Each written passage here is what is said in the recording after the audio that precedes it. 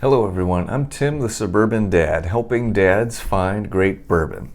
So I already talked about what releases are coming out in September this fall so far. There's more coming yet this fall, but I want to dive in a little deeper about which bottles I'm actually going to be hunting for and which bottles I'm going to not hunt for and even actively avoid. So let's get to it.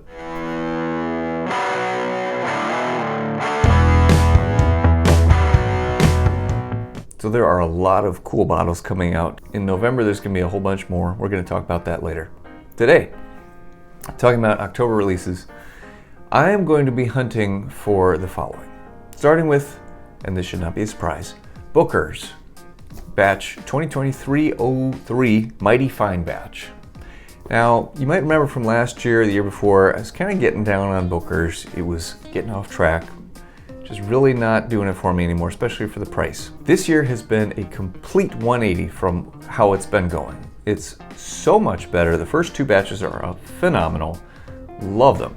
Really good. Price is still staying pretty stable, around 90 plus, so I'm definitely going to be hunting for batch 3 for this year. Haven't seen any stats about it yet. Should be due out this month. The next one I'm going to be hunting for actively is Elijah Craig C923. This one is going to be older and a lot more potent than the last batch. I've come to realize that I enjoy the Elijah Craig profile in terms of barrel proof bottles. So I'm really looking forward to that one. I like high proof, I like Elijah Craig. So there we go, perfect combination. And it's still an affordable price at $70 cut. And it's still an affordable price at $70. It's really hard to beat. Next on the list, and this one is probably going to be the toughest on my to find list, Maker's Mark Cellar Aged.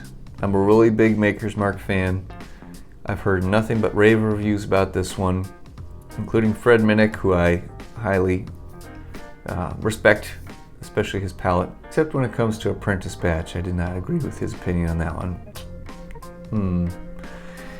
But in terms of Maker's Mark 11 to 12-year-old bourbon, it sounds phenomenal. The price is a little bit of an ouch point, but I'm willing to take the hit and go out on a limb for this one. I think it's going to be worth it.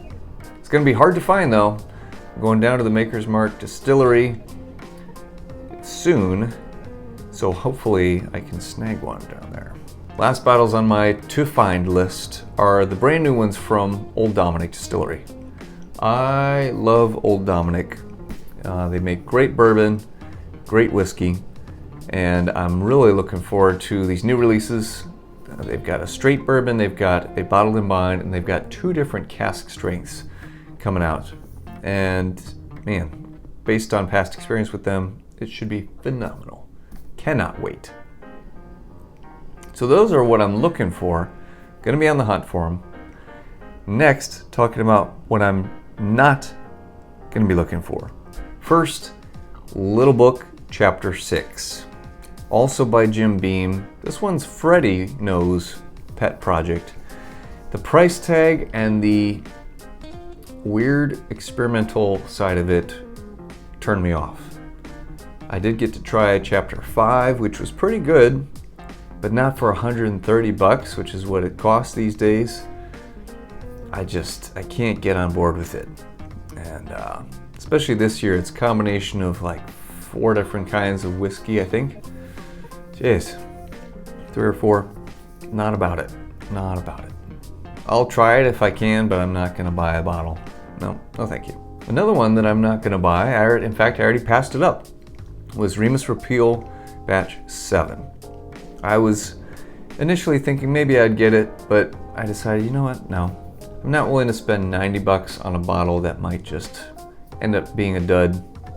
Batch 6 really wasn't that impressive, and I saw it on the shelf at Total Wine for $90 and I passed it. So hopefully I didn't make a mistake, but I really don't think I did. Larceny Barrel Proof C923. This is not, now caveat on this one, this is not one that I'm actively avoiding.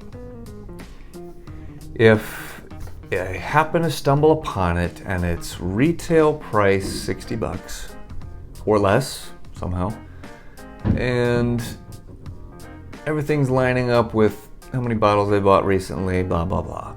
Maybe I'd buy it. I'm definitely not actively hunting for it. But I'm not going to say never.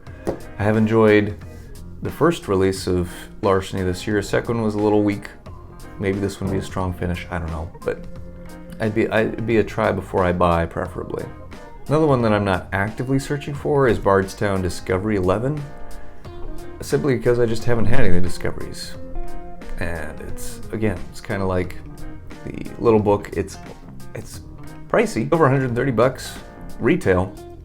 That's a big risk on something I've never tried before. Again, it'd have to be a try before I buy type situation. And of course, there's all the high-end bottles. Parker's Heritage, which this year's a rye anyway, so it wouldn't be a big deal for me.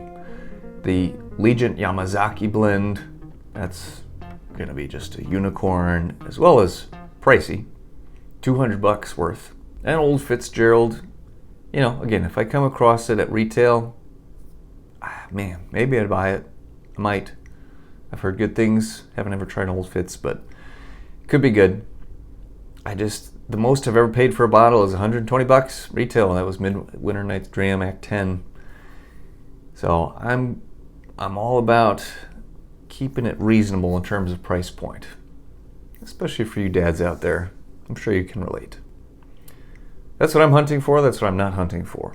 What's on your hunting list this month? Let me know in the comments. Until next time, cheers.